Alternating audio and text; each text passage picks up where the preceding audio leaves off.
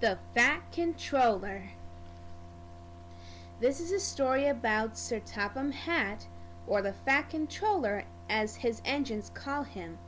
He has loved trains ever since he was a boy, but engines are sometimes as troublesome as trucks. One morning, the Fat Controller was eating his usual breakfast of toast and marmalade. Lady Hatt was pouring him a cup of coffee when the telephone rang. "Bother that telephone," said the Fat Controller, frowning. I'm sorry, my dear," he said to Lady Hatt a few minutes later. "The engines are not behaving themselves. I must go at once. Engines on my railway do as they are told." When he arrived at the main station, there was a tremendous noise. The passengers waiting on the platform were angry. The Fat Controller went into his office and sat down behind his desk. Moments later, the station master knocked on the door. "There's trouble in the shed, sir," he said. "Henry is sulking, there is no train, and the passengers are saying this is a bad railway." "Indeed," said the Fat Controller. "We cannot allow that." At the sheds, the Fat Controller found Gordon, James, and Henry looking very cross. "Come along, Henry. It's time your train was ready," said the Fat Controller firmly. "Henry's not going," said Gordon. "We won't shunt like common tank engines. That is Thomas's job. We are important tender engines. Fetch our coaches and we will pull them. Tender engines don't shunt," huffed Henry. "Oh, indeed," said the Fat Controller. "We'll see about that. Engines on my railway do as they are told." And he hurried away in his car to find Edward. "The yard has never been the same since Thomas left to run his branch line," he thought sadly. Meanwhile, Edward was shunting. "Leave those trucks, please, Edward," said the Fat Controller. "I want you to push coaches for me in the yard." "Thank you, sir. That will be a nice change," said Edward happily.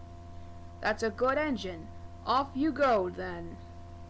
So Edward found coaches for Gordon, James, and Henry, and that day the trains ran as usual.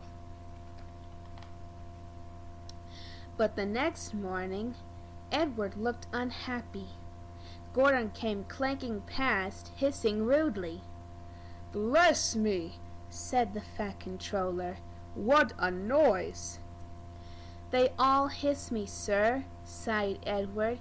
"They say tender engines don't shunt, and that I have dirty wheels like the trucks. I haven't, have I, sir?" "You have nice blue ones, Edward," said the Fat Controller kindly. "Tender engines do shunt, but we do need another tank engine here." The Fat Controller went to the workshop and inspected all sorts of engines. At last he saw a little green tank engine with 4 wheels. "That's the one," he thought. The Fat Controller knew a really useful engine when he saw one. "If I choose you, will you work hard?" "Oh, sir! Yes, sir," peeped the little green engine. "That's a good engine. I'll call you Percy," smiled the Fat Controller. And he drove him all the way back to the yard. "Edward," he called, "here's Percy. Will you show him what to do?" Percy soon learned what needed doing, and he and Edward had a happy afternoon. Then Henry steamed by, hissing as usual. "Whee!" little Percy hissed back. Henry was so surprised he almost jumped off the track. The next day, the Fat Controller arrived. Edward, Thomas, and Percy were excited. He told the engines that Henry, Gordon, and James were sulking. They refuse to shunt like common tank engines, so I have shut them in the shed. I want you to run the line for a while. Common tank engines indeed, snorted Thomas. We'll show them. And Percy will help too. Thank you, sir, whistled Percy with delight. Edward and Thomas worked the main line, peeping to each other as they passed by. Percy puffed along the branch line, carrying passengers to their stations.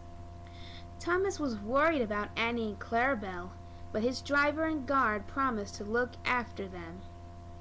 There were fewer trains, but the passengers didn't mind. They knew the three naughty engines were being taught a lesson.